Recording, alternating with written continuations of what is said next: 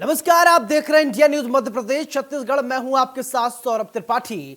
वक्त हो चला है बड़ी बहस यानी मध्य प्रदेश का, जिसमें हम बात करेंगे सदन में अविश्वास प्रस्ताव पर और जनहित के मुद्दों पर कई सत्ता पक्ष और विपक्ष के बीच नोकझोंक की। मध्य प्रदेश विधानसभा के शीतकालीन सत्र का आज तीसरा दिन रहा। चर्चा के बाद सदन में 16,306 करोड़ रुपए का अनुपूरक बजट पारित हो गया। विधानसभा में नेता प्रतिपक्ष गोविंद सिंह ने शिवराज सरकार के खिलाफ अविश्वास प्रस्ताव पेश किया। चर्चा के लिए स्पीकर ने सत्ता पक्ष को 2 घंटे 34 मिनट का वक्त दिया। बता दें कि कांग्रेस को 1 घंटे 34 मिनट का समय दिया। इसके बाद फिर समय बढ़ाया गया। कांग्रेस की ओर से नेता प्रतिपक्ष गोविंद सिंह ने सबसे पहले सरकार पर हमला बोला। उन्होंने कहा कि आज पूरी तरीके से सत्ता के घमंड में है सरकार। अविश्वास प्रस्ताव पर बोलते हुए कांग्रेस विधायक जीतू पटवारी ने घोटालों और सरकारी पैसों की दुरुपयोग का मामला उठाया। जीतू ने जैसे ही कहा कि सरकारी पैसे में बीजेपी ऑफिस में 40 करोड़ रुपए का खाना खिला दिया गया, इस बयान के बाद नगरीय प्रशासन राज्य मंत्री ओपीएस भदौरिया भड़क उठे और अपने सीट से उठे और विपक्ष की तरफ बढ़े। यह देख जीतू पटवारी समेत विपक्षी दल ने हंगामा शुरू कर दिया। वहीं इस पर नेता प्रतिपक्ष गोविंद सिंह विजयलक्ष्मी साधव ने भदौरिया से माफी मांगने की बात कही।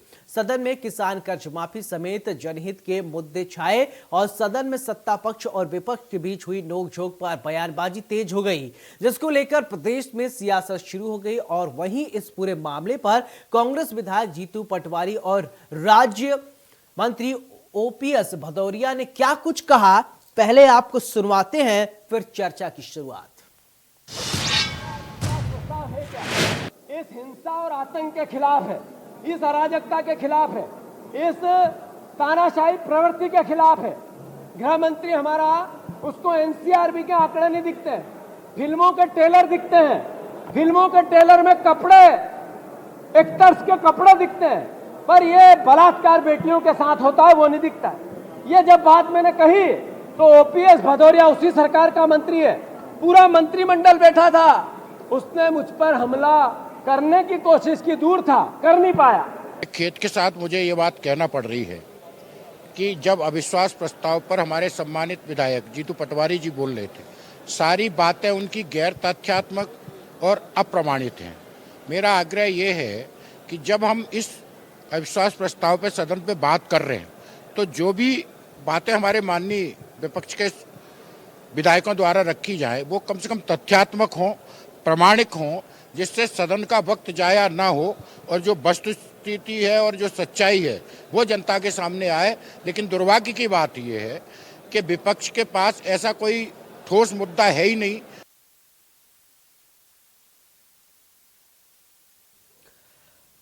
तो आज जो हुआ शायद वो नहीं होना चाहिए था। इसी को लेकर बड़ी बहस में आज चर्चा करेंगे कि आखिरकार ओपीएस भदौरिया ने ऐसा किया क्यों, शीत सत्र में क्यों माहौल गर्म कर दिया गया। सदन में सत्ता विपक्ष में तीखी नोक-झोंक देखने को मिली। अभी बहुत सारी ऐसी तस्वीरें सामने आई हैं कि जब सदन के अंदर चीख चिल्लाहट तो होती है, शोर शराबा होता है, लेकिन किसी की तरफ इस तरीके से आक्रमण करना, ये शायद लोकतंत्र में अभी तक ऐसा नहीं हुआ है। लोकतंत्र के मंदिर में ऐसी बात नहीं हुई है।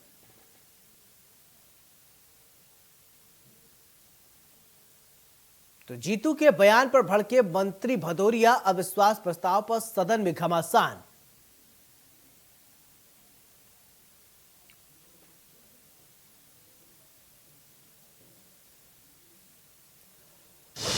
तो बड़ी बहस में आज बात करेंगे शीत सत्र में सदन गर्म क्यों। सवाल ये उठता है कि ओपीएस भदौरिया ने आखिरकार ऐसा क्यों किया, क्यों उन्होंने आक्रामक रुख अपना लिया। मेहमान हमसे जुड़ गए, सबसे पहले परिचय कराते हैं, इसके बाद परिचय के बाद चर्चा की शुरुआत करेंगे। सनवर पटेल प्रवक्ता बीजेपी, बहुत बहुत स्वागत। योगेश गुप्ता प्रवक्ता कांग्रेस, आपका बहुत बहुत स्वागत। तो सबसे पहले सवाल सनवर पटेल साहब आपसे ही कि आखिरकार लोकतंत्र के मंदिर में इस तरीके की जो घटनाएं होती है वो निंदनीय है। वहां पर लोग आते हैं एक सार्थक चर्चा करने के लिए और कोई किसी को ऊपर आक्रामक रूप अख्तियार कर ले, शायद ये ठीक नहीं है सर।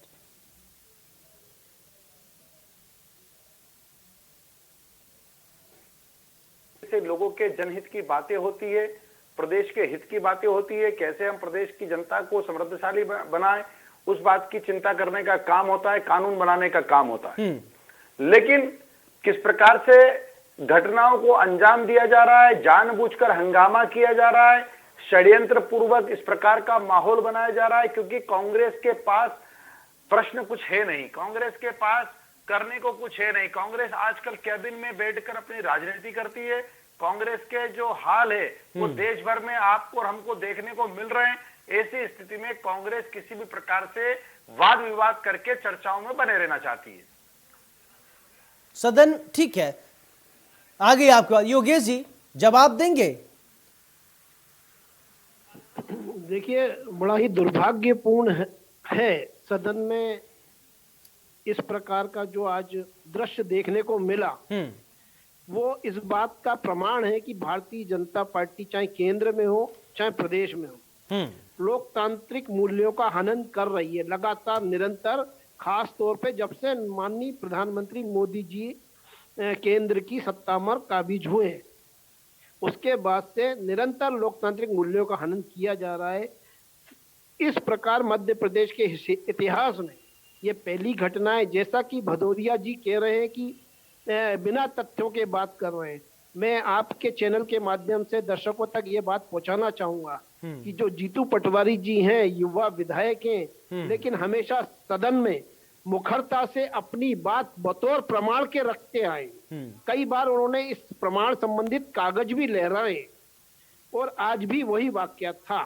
तो कहते हैं ना कि सच थोड़ा कड़वा होता है, और निश्चित रूप से जो मध्य प्रदेश के जनहित से जुड़े मुद्दे जिन पर चर्चा हो रही है, कल का सत्र भी हमने देखा, आप सम्मानित मीडिया से नहीं छुपा, जब दो प्रश्न लगाए गए कि कितने किसानों को आपने अभी तक फसल मुआवजा दिया जी, कृषि मंत्री की तरफ से जवाब आया कि जानकारी एकत्रित की जा रही है। कितने किसानों को समृद्ध बनाया अभी तक आपने पिछले 15, 16, 17 साल के कार्यकाल में? बोले इस प्रकार का कोई आंकड़े उपलब्ध नहीं है। ये कृषि मंत्री जी के जवाब थे। ठीक।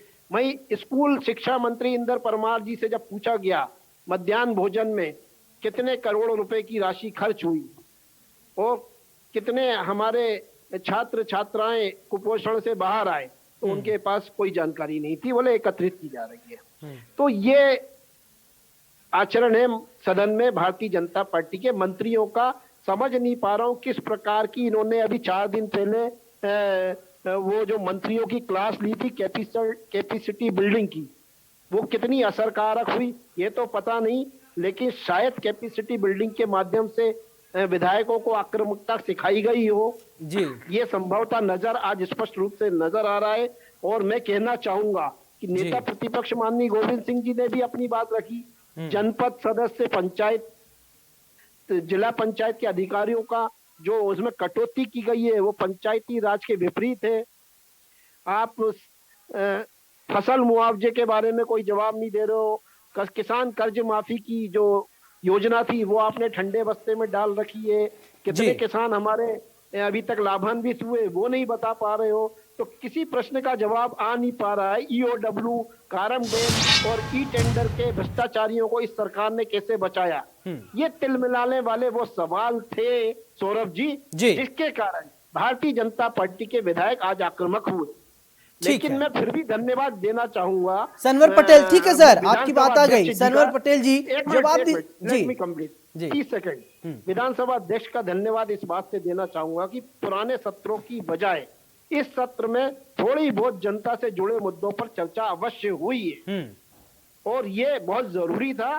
तो क्योंकि जनता तक मैसेज जाना चाहिए और वो जाएगा कल के प्रमुख समाचार माध्यम पत्रों के माध्यम से।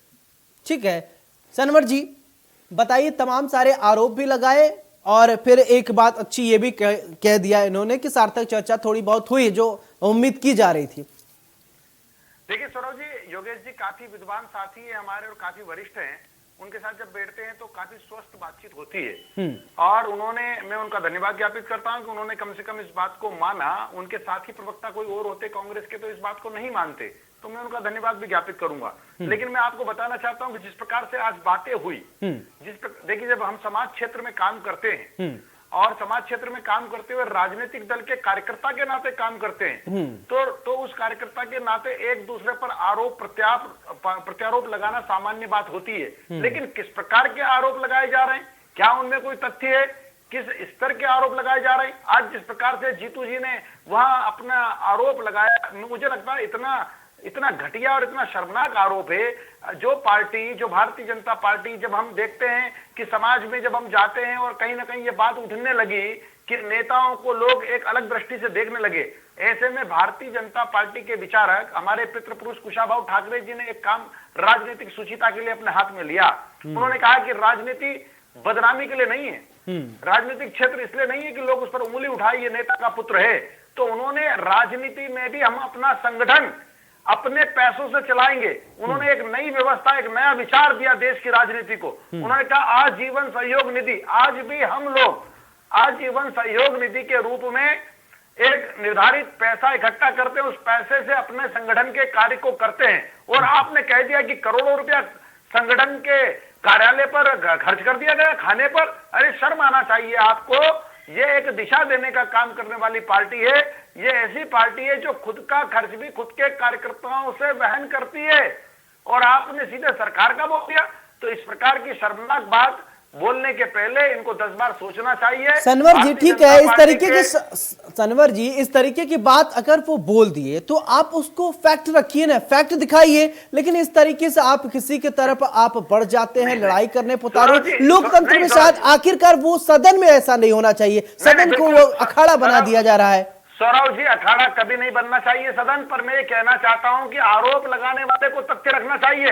एक झूठा आरोप लगा दे, मैं कह दूं कि व्हाइट हाउस मेरा है, तो मुझे बताना पड़ेगा ना कि व्हाइट हाउस मेरा कैसे हुआ। बताने का तरीका होना चाहिए सर, बताने का तरीका आप बताइए, मौखिक बताइए ना किसी को, मौखिक बताइए आप किसी को, किसी की तरफ आप चले गए उसको। नहीं, ये तो देखिए, मैं बताना चाह रहा हूं कि जीतू जी को तथ्य बताना चाहिए कि कैसे 40 करोड़ रुपए खर्च कर दिए।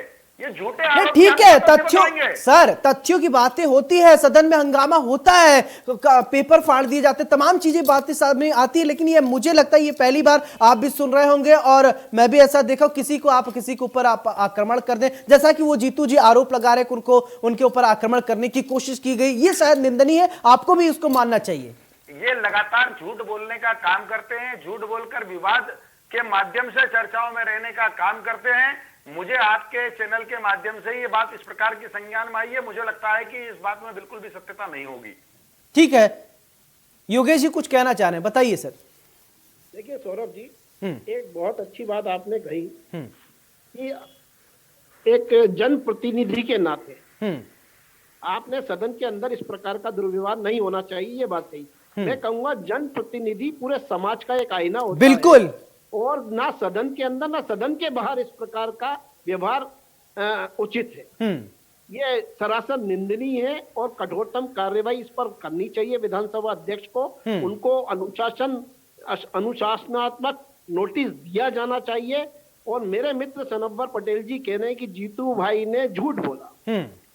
अब मैं अपनी बात प्रमाणित करूंगा आपके माध्यम से जी, कि अगर जीतू भाई ने झूठ बोला, आप सत्ता में हैं, आप सरकार में हैं, पूरा मंत्रिमंडल आपके पास है, बिल्कुल, आप मानहानि का दावा लगा के दिखाइए, फिर हम प्रमाण देंगे कि 40 करोड़ का खाना भारतीय जनता पार्टी के कार्यालय में बटा कि नहीं बटा, और वो मध्य प्रदेश सरकार के खाते से कटा कि नहीं कटा, हम देंगे प्रमाण जी। आप बजाय कानूनी कार्रवाई के आप इस प्रकार की हाथापाई करेंगे, ये तो सरासर गुंडागर्दी है। बिल्कुल। देखिए सदन के अंदर तो ऐसा कुछ नहीं चलेगा ना, सदन के बाहर चलेगा। अब जैसे सनवर पटेल साहब जी बोल रहे हैं, तो अगर वो बोल रहे हैं तो हमारे दर्शक जो देख रहे हैं वो पूरा बीजेपी के पक्ष रख रहे हैं, वो नहीं, वो बीजेपी की पार्टी की तरफ से बोल रहे हैं। ऐसा नहीं, उनका व्यक्तिगत बात तो होगा नहीं, ऐसे ही जनप्रतिनिधि होते हैं, वो कहीं एक व्यक्ति विशेष तो है नहीं, वो विशेष हो जाते हैं, व्यक्ति नहीं, वो विशेष हो जाते हैं, तभी तो वहां सदन में तक पहुंचे हैं। मानते हैं नहीं इस बात को? देखिए सौरभ जी, बिल्कुल निश्चित रूप से ये केवल Bharatiya Janata party event management के माध्यम से इस बात में 100% सच्चाई है। इन्होंने जितने भी इवेंट अभी तक शिवराज जी ने किए हैं पिछले 2 कार्यकाल में, खास तौर से उसमें करोड़ों रुपए का चूना मध्य प्रदेश शासन के राजस्व को लगाया गया है। इन्हीं के पूर्व वित्त मंत्री जयंत मलैया जी इस बात को स्वीकार किए थे सदन के अंदर जी, कि इतना मध्य प्रदेश शासन का बजट नहीं होता, उससे 4 गुनी ज्यादा माननीय मुख्यमंत्री घोषणाएं करते। जी। तो यह हालात है कि आपकी पार्टी के लोग भी आपकी इन नीतियों से इत्तेफाक नहीं रखते, लेकिन आप चूंकि अपने नंबर बढ़ाना चाहते हैं मुख्यमंत्री की नजर में, आप पार्टी की नजर में आगे आना चाहते हैं, तो इस प्रकार का दुर्व्यवहार करेंगे, एक्शन लेंगे। एक्शन का रिएक्शन आप भूल गए कि एक्शन का रिएक्शन भी होता है। 1 साल की सत्ता और बची है, सत्ता परिवर्तन होगा तब क्या करेंगे भदौरिया जी? ठीक है सनवर जी, तो ये सब सनवर जी जवाब सोचने दीजिए वाली बात है, सर। ठीक गंभीर है विषय सर, है। योगेश जी देखिए, आपकी बात देखिए, आगे, सनवर जी जवाब दीजिए। देखिए सौरभ जी, जहां तक हमारे विद्वान साथी ने कहा कि आप मानहानि का केस लगाइए, निश्चित रूप से मानहानि का केस लगाया जाएगा। अगर आप गलत आरोप लगाएंगे तो मानहानि का केस भी लगेगा और कोर्ट में आपको सामना भी करना पड़ेगा। अभी आपने देखा कि दिग्विजय सिंह जी को सामना करना पड़ा। अभी आपने देखा कि एक प्राइवेट इस्तेगासा लगा था तो दिग्विजय सिंह साहब को 307 में मुकदमे पर जमानत कराना पड़ी उज्जैन में। अभी आपने देखा कि प्रदेश अध्यक्ष जी के लिए जब उन्होंने बोला था तो आज फिर उन पर कार्रवाई हुई, और आगे भी अगर आप गलत बोलोगे तो कार्रवाई होगी। अब चूंकि मध्य प्रदेश बढ़ रहा है, मध्य प्रदेश समृद्धशाली बन रहा है, तो ये कांग्रेस के पेट में दर्द हो रहा है। कांग्रेस इसको सहन नहीं कर पा रही। 15 माह की सरकार में खुद ने कुछ किया नहीं, 15 माह में त्राहिमाम मचाया, 15 माह में मध्य प्रदेश वासियों को परेशान कर दिया।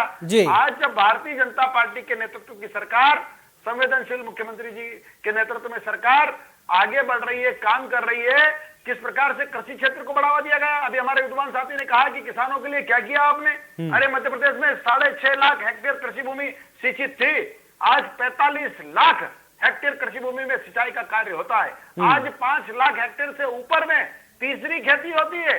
अरे पंजाब जैसे कृषि प्रधान प्रांत को पछाड़कर 1 बार नहीं 2 बार नहीं 7 बार कृषि कर्मण अवार्ड जीतने का काम मध्य प्रदेश की सरकार ने किया है। क्या आपको गौरवान्वित होने की जरूरत नहीं है? अरे रोडे नहीं थी, आज चमचमाती हुई रोडे हैं।